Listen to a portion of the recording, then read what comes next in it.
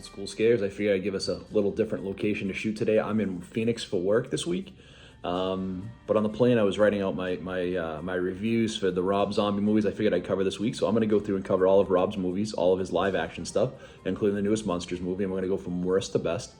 I like Rob as an artist. I truly appreciate artists who try something different and revolutionary. I have a ton of respect for that because it's so easy to kind of make the same cookie cutter movie over and over again.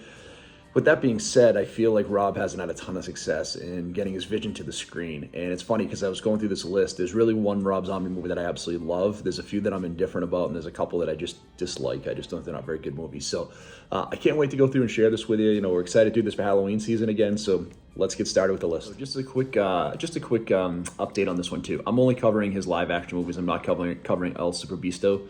So I'm going to cover his 8 live action movies, and I'm going to start in last place or 8th place with his most recent movie, The Munsters. I saw a lot of critics complaining or just fans complaining about Sherry Moon in this movie, and I didn't have a problem with her. I actually thought she was one of the better parts of the movie.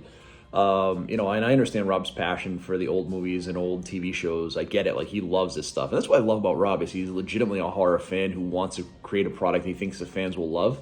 My only problem when I watched The Monsters is I just wasn't enjoyable. Like, when you get a movie like that, it's got to be fun. Or scary, right? Or good. And unfortunately, I didn't think it was either one of those 3 things. I just didn't think it was fun, scary, or good. So I kind of walked away, and I just wasn't enjoying the movie. I thought it was a little dull. I thought the jokes kind of fell flat. And I get it. We were going after like that 60s campy style joke, so I got what he was going for. I just thought holistically for me, it didn't deliver what he was trying to get to. So this is going to be my number 8 movie out of his list of movies, and I have it as a 3 out of 10. 7th spot is going to be Rob Zombie's Halloween 2. So the sequel to the remake that he made in the early 2000s. This is a tough one.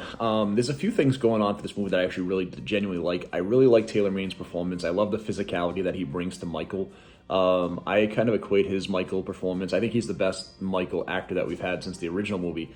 And I think he's kind of like the Kane Hodder. He was excited to be in the series. He brings a different level of physicality. So I was a big fan of what he brought to the table. I also love, Scout Taylor Compton coming back as Laurie. We have Danielle Harris come back as Annie. And I love the dichotomy between the two of them where, they're definitely in different places after the events that have happened. They've moved on with their lives in different ways. And it's a pretty cool depiction of PTSD when someone's gone through something really graphic. So I do appreciate what they did there. And I think it's a well-done movie. My problem with this movie is there's a lot of nonsense in it. Again, and I said I didn't have a problem with Sherry Moon in The Munsters. I actually don't have a problem with Sherry in this movie. I just have a problem with Rob shoehorning her into this movie. We didn't need Michael's mother in this movie. We didn't need the mystical white horse. It just takes us in a place it doesn't need to go to. And while I think some of the kills are creative, and like I said, I do truly appreciate Taylor Maine's performance, and the lead actresses are really solid, the movie itself is kind of a mess and a disappointment. So I give this one a 3 out of 10 overall as well. This is a movie that was a huge disappointment for me because I expected to like it, and I was waiting for it for a while, and that's going to be 3 from hell. This movie suffers from a few different things. The biggest thing is obviously the loss of Sid Haig. Sid's character, Captain Spaulding, was so iconic in House of a Thousand Corpses and The Devil's Rejects that he was definitely felt right away. And again, Sid was really sick. He ended up dying, before this movie was even released. And he had a very small part at the beginning. But it sucked that we lost him in this movie because, he's such a good character and he's so iconic to these 3 movies. And it sucks that Richard Brake, who's a good actor who plays Foxy, had to come in and try to be a substitute character. The problem with Foxy is he's so much like Bill Moseley's character that it feels like you have 2 of the same characters. The other side of this is you don't have, when you have a crime family as the antagonist in the movie, right? And you don't really have a good protagonist in the movie. Like, you felt sympathy for the characters, at least in House of a Thousand Corpses, a little bit, and quite a bit in The Devil's Rejects, and there's no sympathy in this movie. The last thing in this movie, it just really is, it feels like The Devil's Rejects again. It feels like it's, for lack of a word, it's bigger, dirtier, grimier, but not better for it, right? So I think that's what really hurts this movie. It had all the potential in the world, and I was looking forward to it, and again, it was a pretty big letdown for me, so I'm going to give this one a 4 out of 10. Okay, number 5 is going to be a really quick review. Lords of Salem, it's fine. It's an okay story, the acting is okay, it's fine. I wasn't excited to watch it. I thought it was okay. When I was done watching it, I never thought about it again.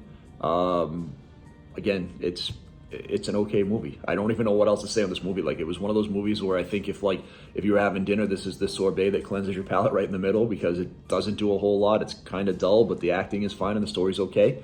I give it a 5 out of 10. Would I watch it again if it was on? Maybe, if there was nothing else on. Would I tell anybody to go watch it? Probably not, because again, I don't find it incredibly compelling or anything to really recommend. This one may be the most controversial from a placement. This one, or number 2, I think would be the one that probably, people would question. But kind of hear me out on why I say this. So number 4 for me is Rob Zombie's Halloween. Oh man, what this movie could have been. It had so much potential, and we just didn't go anywhere with it. I think you have an amazing cast. I mean, great character actors like Dee Wallace and Ken Fiore and Danny Trejo. You have a solid cast with, Scout Taylor Compton and Taylor Maine. You have Malcolm McDowell playing the Dr. Loomis role. Like, you brought good characters, good actors into the movie. The second half of the movie is almost a shot-for-shot remake of the original Halloween movie with some modern touches thrown in.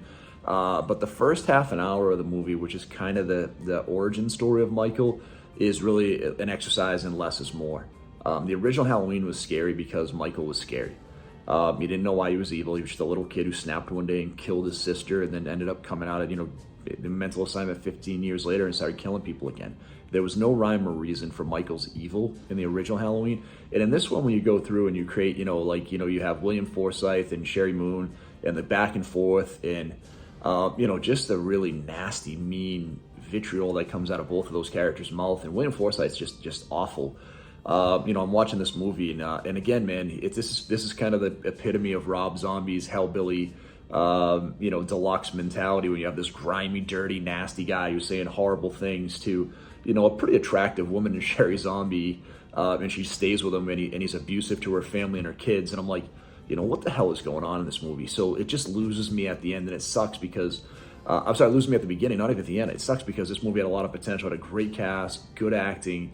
Like I said, a great Michael and Taylor Maine who brings a great physicality to the role. So this was probably the most frustrating movie, or number 3. And I'll come to number 3 in just a second. Both of these movies frustrated the hell out of me because they had so much potential to be so much more. But again, I can't give this movie more than maybe a 6 out of 10 and a slight recommend, understanding that you're going to get into a grimy, dirty, almost like a Texas Chainsaw Massacre origin story before we get into the more well-known piece with Michael and the Halloween movies. All right, we come to number 3 now. House of a Thousand Corpses. This will be so tough for me. I'm going to share a quick story. A friend of mine back in the day, we worked at Circuit City together, and we were in the warehouse, and yeah, he was a giant horror movie fan, loved metal. My friend Chuck, who recently passed away, so rest in peace, sir. But we were talking about this movie forever. We waited for it to come out, and it got delayed, and we couldn't wait, and we were super excited. And then I had actually moved on from that job, and I went to see this movie with my brother-in-law, and we watched it in the theater, and the only thing I remember from that movie was people laughing hysterically at that slow motion scene where you have Walton Goggins playing a deputy waiting to get shot by Bill Moseley's character, because it's this really long, drawn-out one take, and I know it's been made fun of it a few things. I think James made fun of it in Dead Meat, but this movie had so much potential. I mean, what a great cast, right? You had Karen Black, you had Bill Moseley, you had Sid Haig. Such a good movie. So much potential source there. The beginning part is incredible when you go to the murder museum and you've got Rainn Wilson in that scene in an early role, and the Sid Haig character is so good in there as Captain Spaulding, right? And that whole murder museum, and then you have Baby, kind of seducing the guys to get a ride back to the house, and they go out to family dinner, and the family's batshit crazy, and you have the Halloween costumes and all the shows before everything goes south. And I thought at that point in time it was a pretty solid movie, and I would have rated it higher than it is now. And then you get into the Dr. Satan stuff at the end, and I know it was hinted the whole movie, but it didn't need it. The supernatural stuff in this movie, much like Halloween 2, is a detractor from the movie. It is not anything that elevates the movie. So I think there was so much potential there. I also understand that this movie went through so many studios and so many rewrites and edits, and Rob had a fight to get the movie made. So I total respect for what he did. It was a total labor of love, and I get it. I just think this movie is another movie that had so much potential to be so much more than it was, and it's just a shame that it ended up the way that it did. And now I will tell you, I hated this movie when it first came out. Now I will watch it again, and it has grown on me, and I think there's enough in there where I think it's pretty cool, and some of the dialogue is good, and some of the death scenes are pretty interesting, and Bill Moseley's amazing in this movie. So I would give it a recommend now, but it had the potential to be so much more than it is, and that's why for me it sits at a 6 out of 10. All right, number 2 is probably going to shock a lot of people, but I really like this movie and I think it's fun. I don't think it's a great movie, but I think it's a fun movie, and it's a movie I will watch around the Halloween season, and it's 31. This movie is what the Munsters should have been, because it's kind of a campy slasher. Now, this is a lot darker and a lot gorier, and there's a lot of blood. Has a lot of the same characters that he'll bring into his movies. Sherry Moon Zombie, Richard Brake. There's a ton of characters that carry over from a bunch of his stuff. But what's good about this movie is, again, it doesn't take itself too seriously, but it's serious enough that it is a good scary movie. And I don't consider it a horror comedy, but it is campy.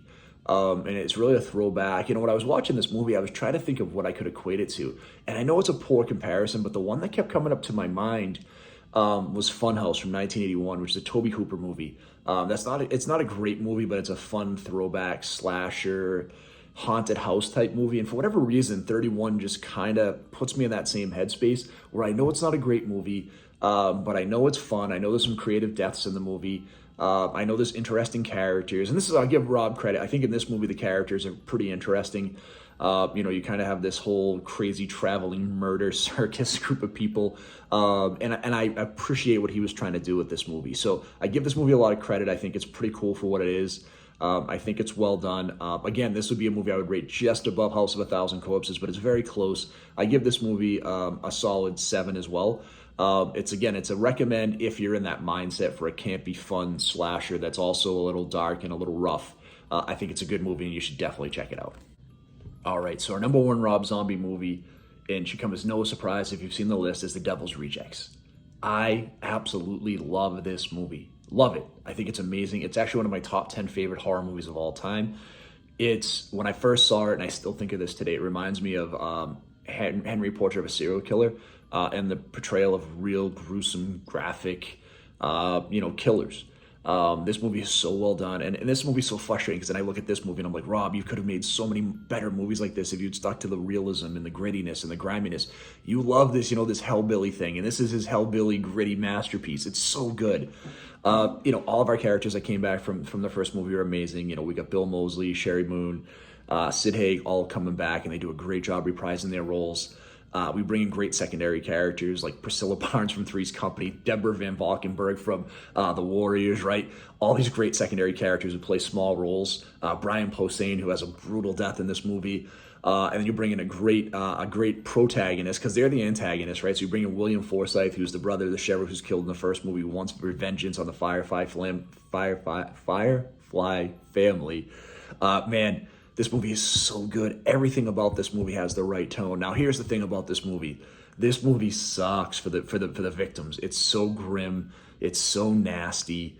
But the difference between this and Three from Hell is we root for the protagonists, and we know they're not going to come out alive, and it sucks because we know that it's going to be brutal. And because the Fireflies win, right? That's what they do in these movies. They come out on top.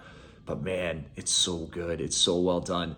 I absolutely love everything about it. I love the acting. I love the secondary characters. Like I said, you get Ken Foree and Michael Berryman in small roles who are great. You've got Diamond Dallas Page and Danny Trejo playing bounty hunters going to look to hunt down the Firefly family, who are great. You just have so many great characters in this movie, and they all make the movie better, right? William Forsythe is amazing in this movie. There's even a scene when there's a movie critic who's kind of like a Gene Shalit, asking about, he realizes that all their names are tied into Groucho Marx movies, and he starts going on this rant about Elvis Presley because Elvis died, a couple days after Groucho, and Groucho got circumvented, and William Forsythe just loses his shit, and it's just so good. Those scenes like that are just, that adds something different into the movie. They make it, more depth and more realistic, are so good. And like I said, Sid Haig, Sherry Moon, Bill Moseley are great. Every time we go get ice cream in the car, I'm still like tutti fucking fruity, right? You still have the lines of this movie that are fun. It's just such a good movie. And I wish Rob could have done more movies like this. I give this movie a 9 out of 10. I think it's absolutely incredible. I would recommend you check this out, but understand it's really bleak. It's not a fun movie to watch. You're gonna go away feeling a little dirty and a little queasy because it's that well done. And any movie that's a horror movie that can get a visceral effect like that from me, I'm definitely gonna recommend to somebody. So I'd recommend you check it out. So there's our list of Rob Zombie movies. I hope you like our list. If you disagree, please throw your comments down below. Next week, we have our big list.